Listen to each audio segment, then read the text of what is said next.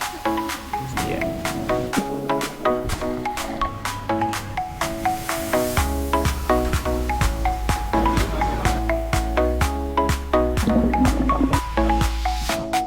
Hey, welcome to Greece vlog. It's from a vacation that I took this summer. I wasn't entirely sure if I wanted to turn it into a vlog, so some of the shots are more like vlogger-ish in nature and some of them are more personal, but I'm making this into a vlog, so hello, and I hope you enjoy it. This is my girlfriend Adelka reminding me of the safety protocol, and we're off. We flew from Vienna to Thessaloniki and we used the low-cost airline RYANAIR, which you're gonna be very familiar with if you've ever flown in Europe.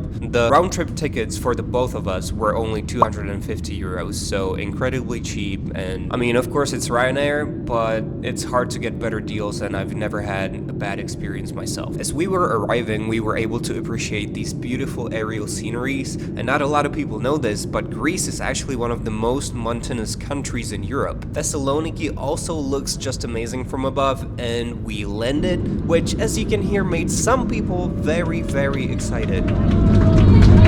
Thessaloniki greeted us with this magical sunset, and then we went to go and look for our friend Helcha, who we were spending our vacation with.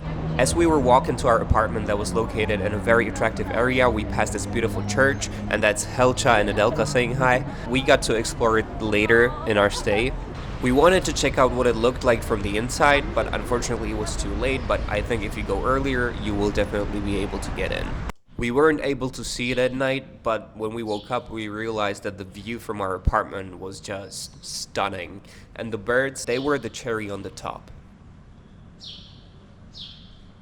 This is where we slept, and overall it was a very cozy room, and props to Helcha for letting us use it and sleeping on the couch herself. As we were eating our breakfast, we were also discussing where to go in the city, what coffee shops to check out, etc. So right now I would like to show you the best spots that we found during our stay, and maybe you can get inspired when you come for a visit yourself.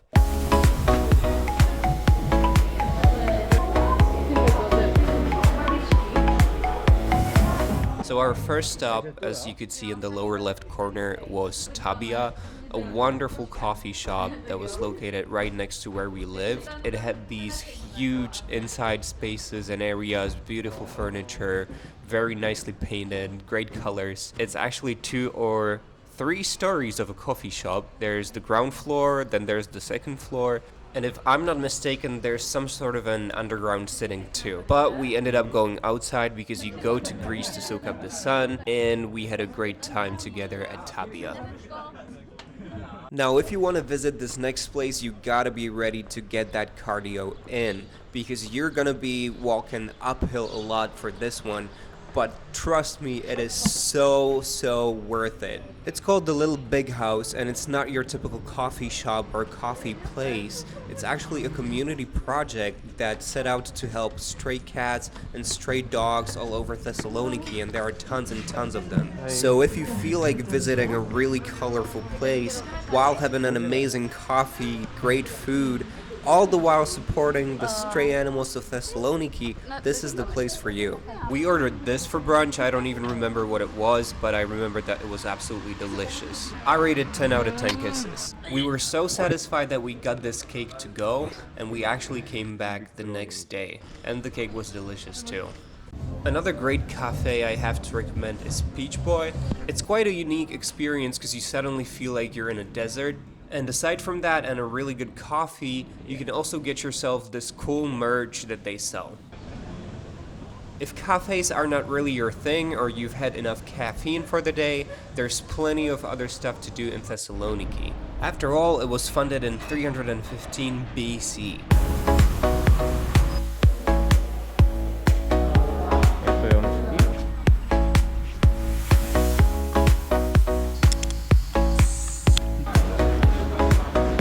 The most logical conclusion as to what to do in a city like this would be going into a museum. If you want to see a lot of ancient artifacts and the cradle of civilization, and maybe learn a historical fact or two, this is the place for you. I feel like the Arch of Galerius is a must-see in Thessaloniki.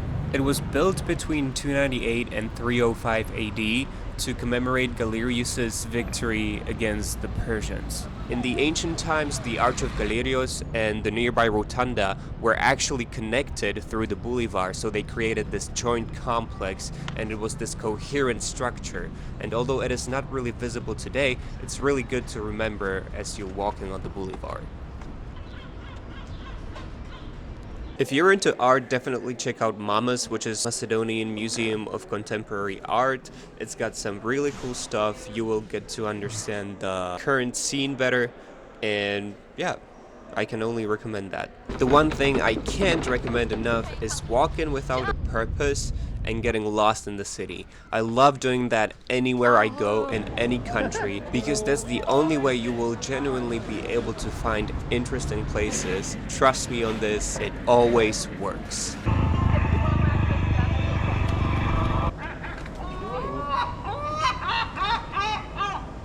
Or just take a picnic blanket and have a picnic in the park with your friends, play some board games, and enjoy the time spent together. There are great parks and other places in Thessaloniki to do that, and it's a great leisure activity, but we all know you will end up taking a nap anyway, which is what we did. You should also visit the city walls of Thessaloniki and watch the sunset, or just, walk around, have your fun. It's all great anyway. The one thing I haven't yet mentioned about Thessaloniki is its incredibly vibrant nightlife. When you're in Thessaloniki, that's what you want to do. It almost feels like the life starts there after 9 p.m. There are tons and tons of clubs and bars and people sitting in the street, and you definitely want to experience that. When you're in Thessaloniki, definitely make sure you don't go to sleep at 8 p.m. because you would miss out on a lot. Also, shout out to Funky Burger, which is what you see on the video. That's been it for Thessaloniki, and now it's time to go to Chalkidiki.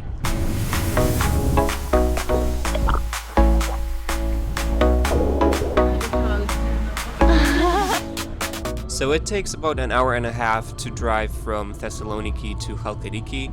It all depends on where you want to go, but don't be worried because you're definitely not spending the whole day in a car. We used Chalkidiki cars, and although the handover was a little bit chaotic, we had no issues at all, and the price was incredibly cheap. I think our car was like 20 euros a day, and trust me, it is really hard to find such deals. I don't think it's necessary for me to tell you what to do in Chalkidiki. Just put your swimsuit on and jump right into the water or get your tan on. Although Chalkidiki might not be the most beautiful spot for scuba diving in the world, I think it's pretty great. You will be able to see several different kinds of fish, these tubular sponges, or at least I think they are tubular sponges. If they're not, let me know in the comments, and all these little critters that live in the sea.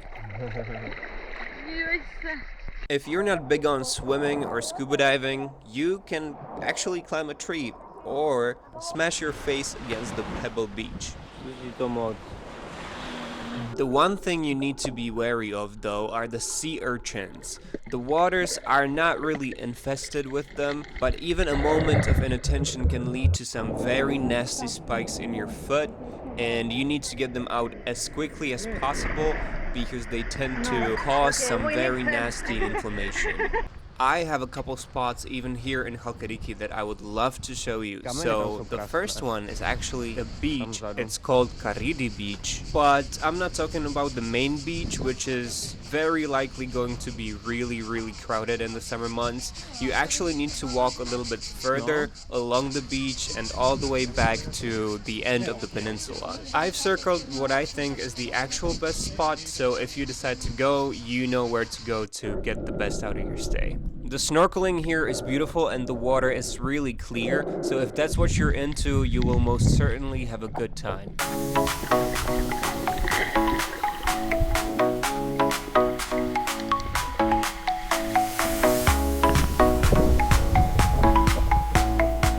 And when you're finished splashing about in the water, you can just lay down by the beach and let the waves rock you.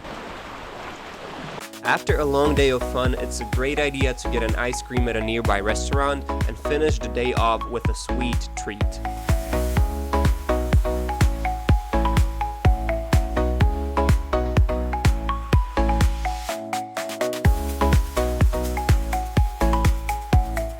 Now this one is an actual hidden gem in Chalkidiki. It's called Sithonia Cape and it's probably the southernmost point of the peninsula. This is how beautiful it looks from above. There are a couple of tricky things about the place. The first one and the most important one, you cannot get there unless you have a 4x4 vehicle and enough experience driving in a very rough terrain.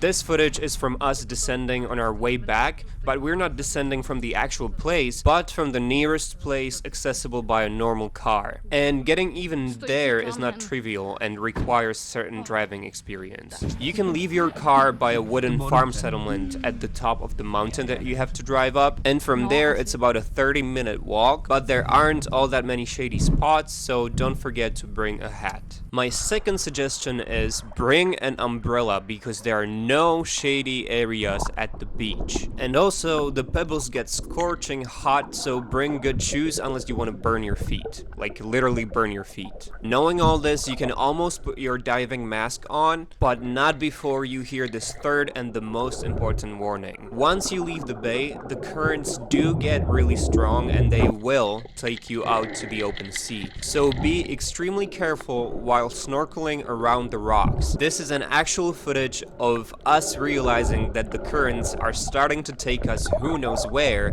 and fortunately we've been able to outswim them and swim back, but you might not be strong enough, or the currents might be stronger, you might not realize it, and it might be too late. So do not play with the currents. Once you know all this, it truly becomes one of the nicest places in all of Chalkidiki to spend your day by the sea. Last but not least, where to get good food in Chalkidiki. You will find many restaurants at the strip, but we decided for O Pefkos because the waiter spoke our language and told us that he lived at the place that we were from. It is very hard to confirm if that was true or not. We had a great time, so I'm recommending it. We ordered a fish and they sent a guy to debone it right in front of our eyes. And the taste was absolutely out of this world. I loved it. I loved all of it. And I'm not a huge fish guy, so just take it from me. After dinner, it was time for dessert, and we all enjoyed it a ton.